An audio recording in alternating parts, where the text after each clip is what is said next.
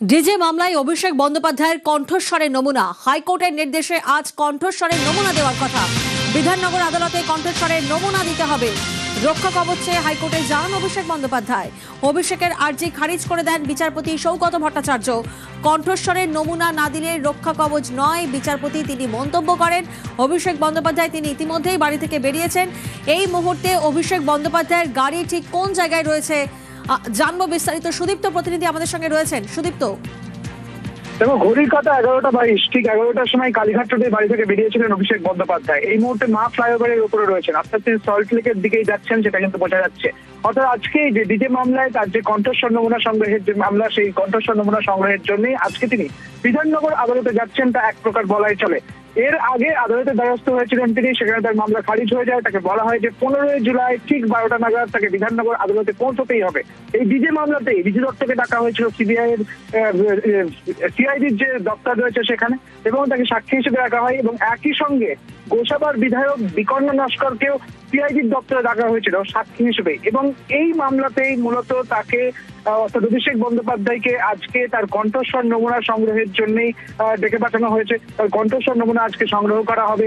একদিকে যেমন সিআইডির অফিসারেরা থাকবেন, অন্যদিকে ম্যাজিস্ট্রেট থাকবেন, এবং তাদের উপস্থিতিতেই তার আজকে কণ্ঠস্বর সংগ্রহ চলবে।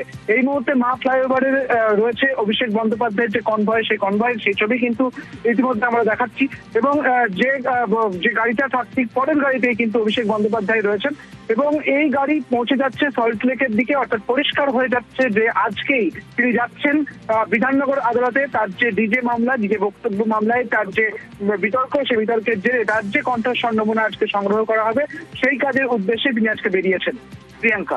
সুদীপ্ত, বিধাননগর আদালত পৌঁছতে আর কতক্ষণ লাগতে পারে বলে মনে করা হচ্ছে? দেখো, যেরকম ভাবে এখন যেহেতু অফিস টাইম, কার্যত গাড়ির একটা চাপ রয়েছে, সেক্ষেত্রে বোঝা যাচ্ছে যে মোটামুটি আর আধ ঘন্টার মধ্যেই অভিষেক বন্দ্যোপাধ্যায় ঠিক পৌঁছে যাবেন বিধাননগর আদালতে। এবং এই বিষয়টাই মনে করা হচ্ছে, তার কারণ এখন যেহেতু অফিস টাইম এবং একটা গাড়ির একটা যেহেতু এই মা ফ্লাইওভারের একটা চাপ রয়েছে, কাজে আধ ঘন্টা টাইম লাগতে পারে। প্রিয়াঙ্কা। বেশ, অনুপ আরেক প্রতিনিধি রয়েছেন এই মুহূর্তে আমাদের সঙ্গে, সরাসরি অনুপের থেকে একবার জানবো। অনুপ, সুদীপ্ত যেমন বললেন যে আর শুধুমাত্র আধ ঘন্টা সময় লাগবে, তার মধ্যেই তিনি পৌঁছে যাবেন। আদালত চত্বরের পরিস্থিতি কি এখন? দেখো, দুপুর 12টার মধ্যে অভিষেক বন্দ্যোপাধ্যায় তাকে আদালত কক্ষে এসে পৌঁছতে হবে। এবং অভিষেক বন্দ্যোপাধ্যায় যে আসবেন তার আগে নিরাপত্তার ব্যবস্থা করা হয়েছে। আদালত কক্ষের বাইরে যে ছবিটা দেখাবো, বিকল্প একটি আলাদা গেটের ব্যবস্থা করা হয়েছে, যেখান থেকে অভিষেক বন্দ্যোপাধ্যায় তিনি প্রবেশ করবেন এবং ভিতরে পৌঁছবেন। নিশ্চিত নিরাপত্তার ব্যবস্থা করা হয়েছে বিধাননগর পুলিশের পক্ষ থেকে।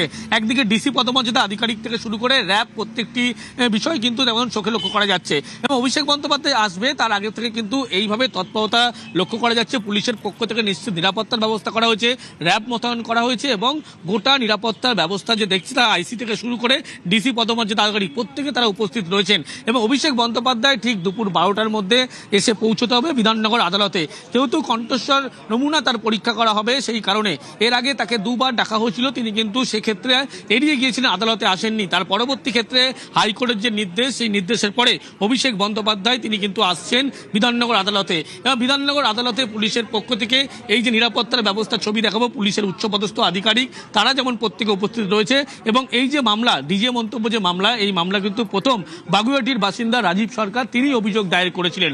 এবং এই অভিযোগ যখন দায়ের করা হয়, তার পরবর্তী ক্ষেত্রে দেখা যায় 15 তারিখে লক্ষ্য করা যায় যে 5টি ধারায় বিধাননগর সাইবার ক্রাইম থানার পুলিশের পক্ষ থেকে মামলা রুজু করা হয়েছিল। পরবর্তী ক্ষেত্রে 11ই জুন অভিষেক বন্দ্যোপাধ্যায়ের বিরুদ্ধে যে মামলা হয়েছিল বিধাননগর সাইবার ক্রাইম থানায়, সেই তদন্তভার নেয় সিআইডির পক্ষ থেকে। এবং সিআইডি যখন তদন্তভার নেয়, তার পরবর্তী ক্ষেত্রে অভিষেক বন্দ্যোপাধ্যায়কে এই ডিজে মন্তব্য মামলায় জিজ্ঞাসাবাদ করা হয়েছিল সিআইডির পক্ষ থেকে।